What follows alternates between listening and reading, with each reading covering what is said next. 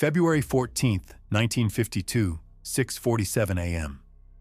A white clapboard church on the corner of Elm and 3rd in Hutchinson, Kansas, population 33,000, wheat silos visible from every window, received its first piece of international mail in 17 years. Reverend Charles Matson, 41, married, father of 3, lifted the envelope from the slot beneath the bronze mail chute while balancing a thermos of coffee and his Sunday sermon notes. The return address, printed in Cyrillic with English translation beneath, read, All Union Society for Cultural Relations with Foreign Countries, Moscow. Inside, an invitation to speak at the World Peace Congress in Vienna that April, expenses paid, with a personal note praising his courageous stand for international brotherhood. Matson had never written to Moscow. He had never mentioned international brotherhood from his pulpit. He had, 6 weeks earlier, signed a petition circulated by the Hutchinson Ministerial Alliance calling for diplomatic engagement with the Soviet Union to prevent nuclear war. 217 other Kansas clergy had signed it. Only Matson received the invitation. What happened next would transform a small-town pastor into the centerpiece of a sophisticated Soviet active measures campaign, trigger a counterintelligence investigation spanning 3 continents, destroy his career, fracture his congregation, and expose the mechanics of how Cold War propaganda machinery identified, cultivated, and weaponized ordinary Americans who had committed no crime beyond advocating for peace. The operation's architects never met Matson. They never needed to. The system was designed to function without direct contact, to create the appearance of organic American descent while leaving no traceable command structure. It worked because it understood something fundamental about mid-century American civic life: the gap between what pastors believed privately and what their congregations would tolerate publicly, and how that gap could be exploited with precision timing and plausible deniability. To understand how a Kansas pastor became a propaganda asset without ever becoming a spy, you have to understand the Soviet Cultural Front apparatus in 1952, not the GRU or KGB residenturas running classic espionage, but the parallel influence infrastructure built to shape Western opinion without recruiting agents. The All-Union Society for Cultural Relations with Foreign Countries, known by its Russian acronym VOX, operated openly with diplomatic cover, organizing conferences, publishing magazines, and extending invitations to Western intellectuals, clergy, and activists.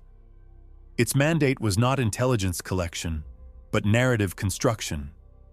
Identify sympathetic voices in target countries, amplify them through Soviet channels, then recirculate that amplification back into Western media as evidence of grassroots support for Soviet positions.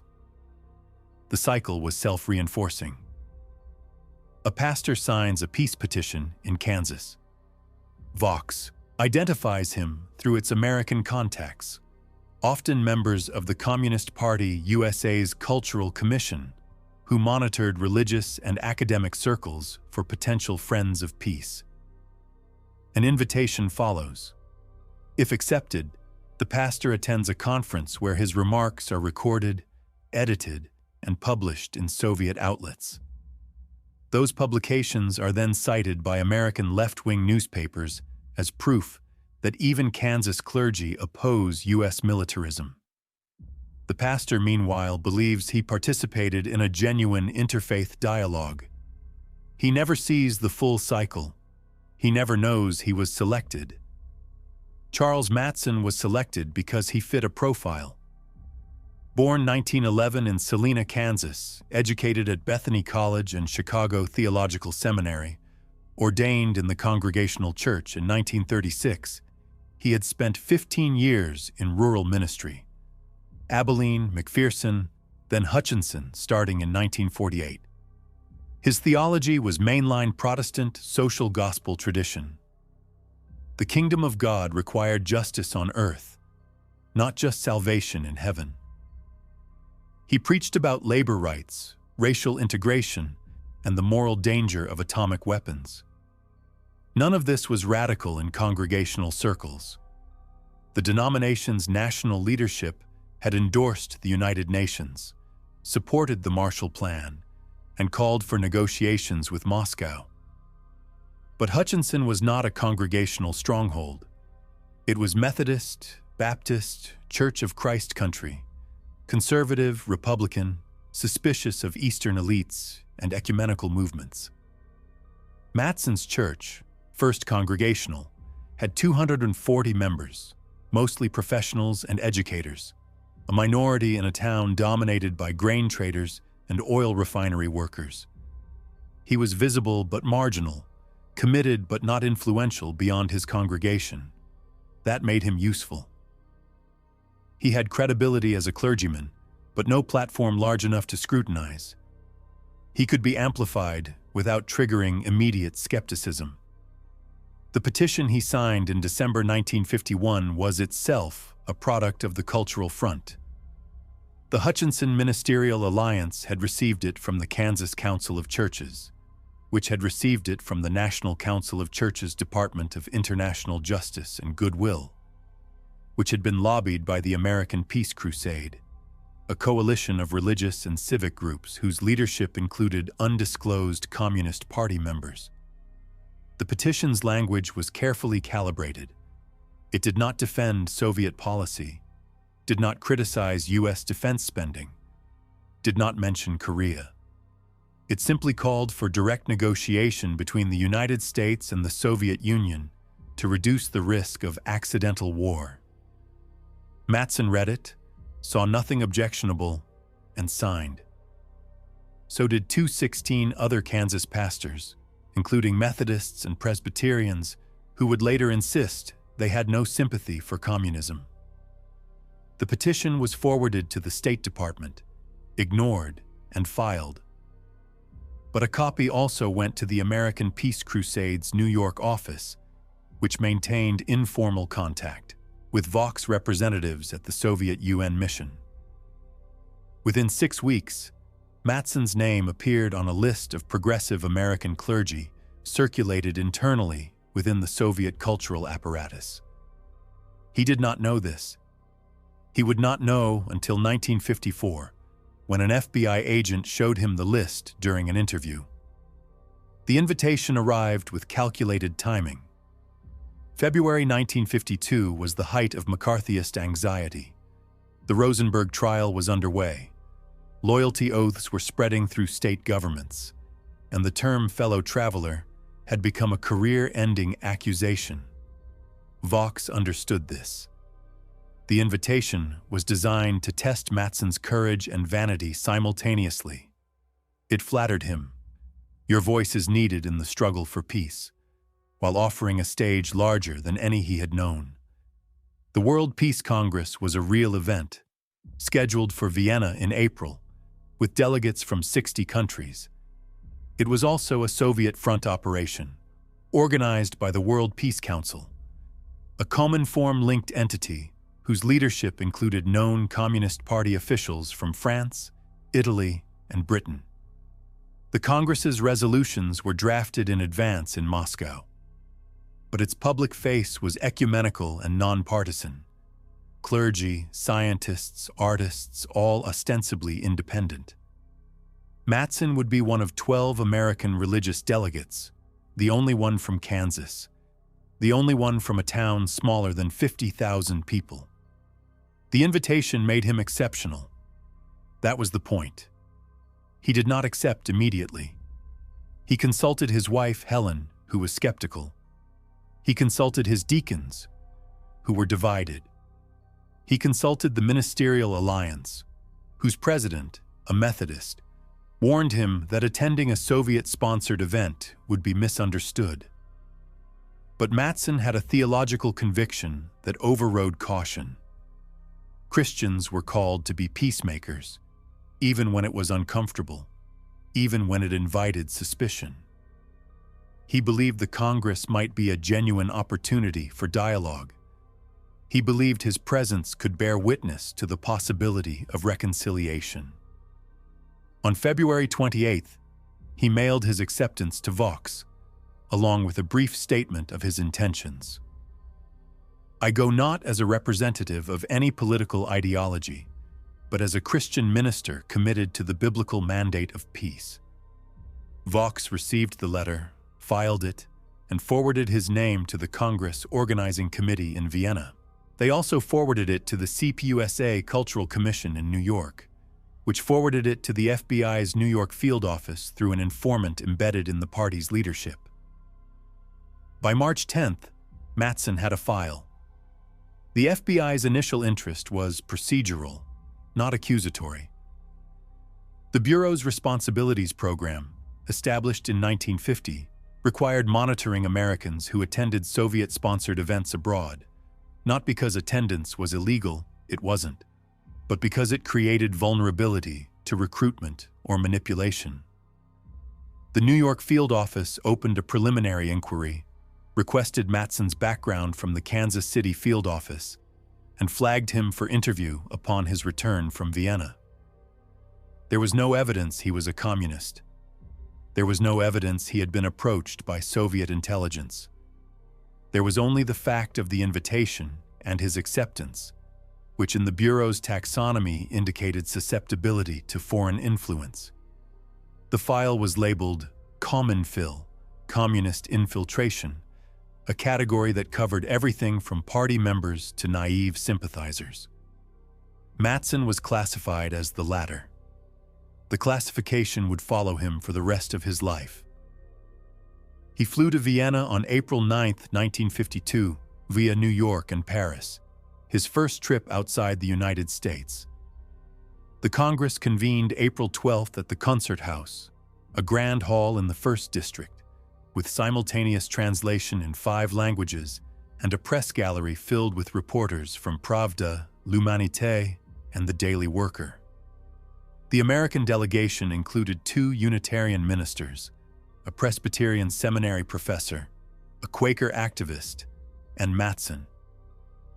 They sat together in a section marked U.S. Religious Delegates, photographed repeatedly by Soviet cameramen. The sessions were a mixture of speeches, resolutions, and symbolic gestures, a moment of silence for victims of Hiroshima, a telegram to Truman urging disarmament, a declaration condemning imperialist aggression in Korea. Matson listened, uncomfortable with the rhetoric, but reluctant to dissent publicly. He had come to witness, not to debate. On the 3rd day, he was asked to speak. The request came from the Congress Secretariat, delivered by an Austrian interpreter who said the organizers wanted to hear the American religious perspective. Matson agreed.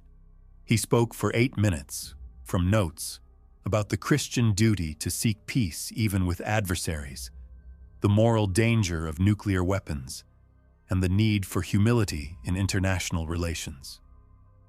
He did not mention the Soviet Union by name. He did not criticize U.S. policy.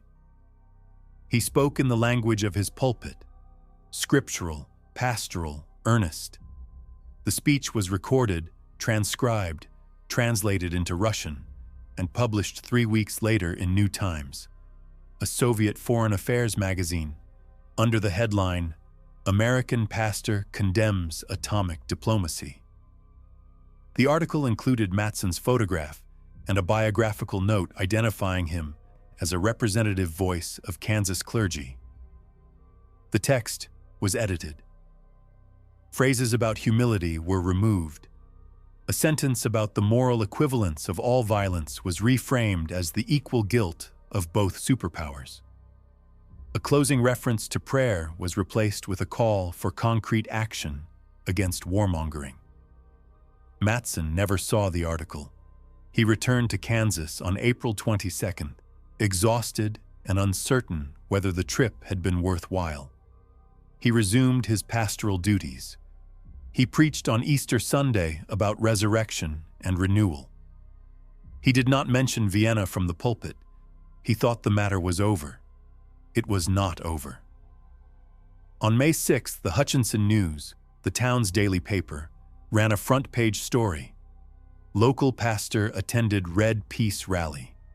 The article cited the New Times piece, described the World Peace Congress as a Soviet propaganda operation, and quoted an unnamed State Department official calling the event a tool of communist psychological warfare.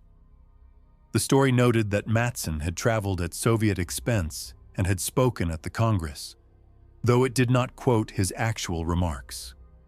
It included a statement from the Ministerial Alliance president distancing the group from Matson's participation. The article was picked up by the Associated Press and reprinted in papers across Kansas. By May 10th, Matson had received 47 letters, 39 of them hostile. One called him a traitor. Another suggested he move to Moscow. A third, from a church member, asked him to resign. The deacons convened an emergency meeting on May 12th. Matson attended and explained his intentions. He had gone to bear witness, not to endorse Soviet policy. He had been misquoted and misrepresented. He regretted the appearance of impropriety, but stood by his conviction that dialogue was necessary. The deacons voted 7-4 to issue a public statement supporting him, but 3 members resigned in protest. Attendance at Sunday services dropped by a third within 2 weeks. The FBI interviewed him on May 19, 1952, at his home. 2 agents from the Kansas City field office, both polite and procedural, asked about the invitation, the trip, and his contacts in Vienna. Matson answered every question. He had nothing to hide. He provided the names of the other American delegates, described the sessions he attended, and acknowledged that the Congress had been organized by the World Peace Council, which he now understood to be Soviet-linked. The agents asked if anyone had approached him with recruitment overtures. No. Had anyone asked him to carry messages or materials back to the United States? No. Had he accepted money beyond travel reimbursement? No. The interview lasted 90 minutes. The agents thanked him and left. Their report concluded that Matson was naive but not witting, a dupe rather than an agent. The file remained open. What Matson did not know, what he could not have known, was that the New Times article had already been weaponized in the propaganda cycle's next phase. Soviet outlets cited it as evidence that American religious leaders opposed U.S. militarism. American communist publications reprinted it to argue that dissent was widespread even in the heartland. Right-wing groups used it to claim that the clergy had been infiltrated by subversives. Each side used Matson for its own purposes. He had become a symbol, no longer a person. In Hutchinson, he was a controversy. In Moscow, he was a data point. In Washington, he was a security concern. None of these roles required his consent or cooperation. The system had absorbed him. By June 1952, his congregation was fracturing. Families who had attended First Congregational for decades stopped coming. Donations declined. The deacons who had supported him began to waver under social pressure. Matson's children were harassed at school, called commie kids, excluded from birthday parties. Helen Matson, who had never been political, found herself ostracized at the grocery store. The Ministerial Alliance quietly removed Matson from its executive committee. He was not formally expelled, but he was no longer invited to speak at ecumenical events. The isolation was methodical and social, not legal. No one accused him of a crime. No one filed charges. But the community had rendered its verdict. In August, the deacons met again and voted 6-5 to request his resignation. The stated reason was loss of congregational confidence. Matson refused. He believed he had done nothing wrong, and he would not be driven from his pulpit by fear. The deacons responded by cutting his salary and reducing his responsibilities. He was no longer allowed to preach without prior approval of his sermon text. He was excluded from hospital visits and counseling sessions. The church was effectively forcing him out without firing him. In October, he resigned.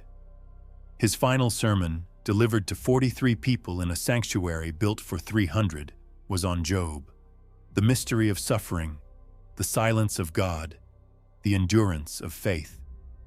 He did not mention Vienna. He did not defend himself. He simply preached, as he always had, and then he left. He could not find another pulpit. The Congregational Church's regional office tried to place him in Iowa, then Nebraska, but every search committee that reviewed his file declined to interview him. The FBI file, though not public, was known to denominational officials through informal channels. The label security risk was enough. By 1953, Mattson was working as a high school substitute teacher in Wichita, earning a third of his pastoral salary. He applied to graduate programs in social work and theology, hoping to rebuild his career outside the parish. He was rejected by 4 programs. One rejection letter from a seminary in Chicago was candid. Given the current climate, we cannot accept applicants whose loyalty might be questioned. Mattson had never been disloyal. He had never been charged, never been tried, never been convicted. But the accusation, implicit and unrefuted, was enough. The propaganda cycle continued without him. In 1953, the World Peace Council published a booklet titled Voices of American Conscience, featuring excerpts from speeches by U.S. delegates to the Vienna Congress, including Mattson's edited remarks.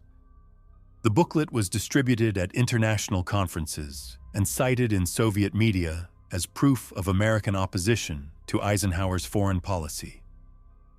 Mattson was unaware of the publication until 1954, when an FBI agent showed him a copy during a follow-up interview and asked if he had authorized its use. He had not. He had no legal recourse. The speech had been public, the recording consensual, the editing protected by the absence of copyright enforcement between the US and USSR. He was being used, and there was nothing he could do about it. By 1955, he had left Kansas entirely. He moved to Oregon, took a job as a caseworker for a county welfare department, and stopped attending church. Helen Mattson later told an interviewer that her husband had lost his faith in institutions, though not in God. He never spoke publicly about Vienna again. When asked by colleagues about his background, he said he had been a pastor once, and left it at that. The FBI closed his file in 1957, concluding that he posed no ongoing security threat. The closure memo noted that Mattson had withdrawn from public life and demonstrated no further contact with Communist Front organizations. He had not withdrawn by choice. He had been expelled. The mechanisms that destroyed Charles Mattson's career were not unique to his case. They were systemic, replicable, and designed to function with minimal oversight. The Soviet Cultural Front identified sympathetic Americans through their public statements, extended invitations that appeared legitimate, and then weaponized their participation in ways the participants could not anticipate or control. The Americans involved were not spies. They were not traitors. They were idealists, activists, clergy, and intellectuals who believed in dialogue and were manipulated by a system that understood how to exploit that belief. The FBI, for its part, operated within its mandate but without the tools to distinguish between dupes and agents, between naivety and complicity. The result was a counterintelligence apparatus that treated attendance at a conference as evidence of disloyalty, that opened files on pastors who signed petitions, and that created a permanent record of suspicion that followed people for decades. What remains unknown is how many others were targeted in the same way. The Vox archives, partially declassified in the 1990s, contained thousands of names of Americans invited to Soviet-sponsored events between 1945 and 1960. Most were never contacted by the FBI. Most never knew they were on a list. Some, like Matson, were exposed and destroyed. Others participated, returned home, and resumed their lives without consequence, their involvement forgotten or ignored. The randomness of enforcement, why Matson was investigated while others were not, suggests that the system was as much about creating fear as about identifying threats. The goal was not to catch every sympathizer, but to make sympathy itself dangerous, to ensure that Americans self-censored rather than risk association with anything Soviet-linked. The question that remains is whether Matson could have avoided his fate. If he had declined the invitation, he would have remained obscure, his career intact, his family safe. But declining would have required him to accept that dialogue was impossible, that the Cold War permitted no middle ground, that a pastor's duty to peacemaking was subordinate to political loyalty. He could not accept that. His theology demanded engagement, even at personal cost. The tragedy is not that he was wrong. History has largely vindicated the moral case for diplomacy over brinkmanship, but that the systems arrayed against him were indifferent to moral distinctions. The Soviet apparatus saw him as a tool. The FBI saw him as a risk. His community saw him as a threat. None saw him as a man trying to live out his convictions in a world that had no room for them. In the end, the Cold War did not need Charles Matson to be a spy to destroy him. It only needed him to be visible, vulnerable, and sincere. The propaganda machinery on both sides fed on people like him, people who believed that ordinary citizens could make a difference, that moral witness mattered, that the gap between nations could be bridged by goodwill. The machinery consumed them not because they were dangerous, but because they were useful. And when their usefulness ended, it discarded them. Matson's story is not an anomaly. It is a template repeated across decades and continents, wherever ideological conflict required human symbols and found them among those least equipped to resist. What this case reveals about Cold War systems is their reliance on plausible deniability and distributed responsibility. No single Soviet official ordered Matson's destruction. No single FBI agent decided to ruin his career. The system operated through cumulative, decentralized actions.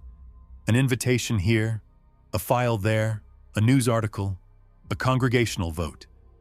Each step was defensible in isolation. Together, they constituted a machinery of exclusion that required no conspiracy, only the alignment of institutional incentives. The Soviets wanted propaganda, the FBI wanted security, the press wanted stories, the congregation wanted safety, Matson wanted peace. Only one of those wants was incompatible with the others, and so it was eliminated. The human cost was borne entirely by Matson and his family. He died in 1971 in Portland, Oregon, of a heart attack, at age 60. His obituary in the Oregonian identified him as a former social worker. It did not mention his ministry. It did not mention Vienna. Helen Matson outlived him by 18 years and never returned to Kansas. Their children, interviewed decades later, described their father as a man who had been broken by forces he never fully understood, who had believed in a world that did not exist, and who had paid for that belief with everything he had built. They did not blame him. They blamed the systems that made belief a liability. The declassified files, released in the 1990s under the Freedom of Information Act, show that the FBI's assessment of Matson was correct. He was naive, not witting. He had no contact with Soviet intelligence. He had no awareness of how his participation would be used. He was exactly what he appeared to be, a small-town pastor who thought he could contribute to peace and was devoured by the machinery of propaganda and suspicion. The files also show that the Bureau knew this by 1953, but kept his file open for 4 more years, not because he was a threat, but because the system required documentation, required vigilance, required the appearance of thoroughness. The file was a monument to bureaucratic momentum, a record of a man who had committed no crime but could not be exonerated because exoneration was not a category the system recognized. What remains unresolved is whether any of it mattered. Did the Soviet propaganda apparatus gain anything meaningful from Matson's participation? The evidence suggests minimal impact. The New Times article was read by a small audience of committed sympathizers who needed no persuasion. The Voices of American Conscience booklet was distributed but rarely cited. Matson's name appeared in no significant Soviet publications after 1955. He was a footnote, a minor asset in a vast operation that produced thousands of footnotes. The cost to him was total. The benefit to Moscow was negligible. The disproportion is the point. The machinery did not need to be effective to be destructive. It only needed to be operational. For the FBI, the case was similarly inconsequential. Matson was never prosecuted, never called before a loyalty board, never publicly named as a security risk. The investigation produced no actionable intelligence, no leads to other suspects, no disruption of Soviet operations. It was a bureaucratic exercise, a file opened and closed according to protocol, a data point in a larger effort to map the landscape of American sympathy for Soviet positions. The effort was vast, meticulous, and largely futile. Most of the people investigated were harmless. Most of the files led nowhere. But the system required the work to be done, and so it was done. And people like Matson were cataloged, assessed, and discarded. The community of Hutchinson moved on. First Congregational Church survived, though it never regained its pre-1952 membership. The Ministerial Alliance continued its work, and within a decade, the controversy was forgotten. The people who had called Matson a traitor went on with their lives, their certainty unshaken. The people who had defended him grew quiet, their support eroded by time and social pressure. No one apologized. No one revisited the judgment. The past was sealed, and the town returned to its routines, its certainties, its silences. What the case shows about human psychology is the ease with which ordinary people become instruments of systemic cruelty. The deacons who voted to force Matson out were not malicious. They were frightened, pressured, and convinced that they were protecting the church. The congregants who stopped attending were not vindictive. They were uncomfortable, uncertain, and unwilling to risk association with controversy. The journalists who wrote the stories were not propagandists. They were following leads, reporting facts, and serving their readers' demand for clarity in a confusing time. Each acted within the bounds of their role, and together they destroyed a man who had done nothing wrong. The system did not require villains. It only required participants. The lesson, if there is one, is that the Cold War's greatest weapon was not nuclear arsenals or espionage networks, but the capacity to make ordinary decency dangerous. To sign a petition for peace, to attend a conference, to speak about reconciliation, these were acts that, in another time, would have been unremarkable. In the Cold War, they became evidence of disloyalty, markers of suspicion, grounds for exclusion. The machinery of propaganda and counterintelligence did not create this dynamic. It exploited it, amplified it, and systematized it. The result was a culture in which the safest choice was silence, the smartest choice was conformity, and the cost of conviction was exile. Charles Matson refused silence. He paid the price. His story is not a cautionary tale about the dangers of naivety, though it is that. It is a record of what happens when systems of power, Soviet, American, ecclesiastical, social, converge on a single person who has committed the unforgivable sin of believing that peace is possible and acting on that belief. The systems did not need to coordinate. They did not need to communicate. They only needed to follow their internal logic, and that logic in every case led to the same conclusion. Matson was a problem, and problems must be solved. He was solved. The systems moved on. The files were closed. The story was forgotten. Until now.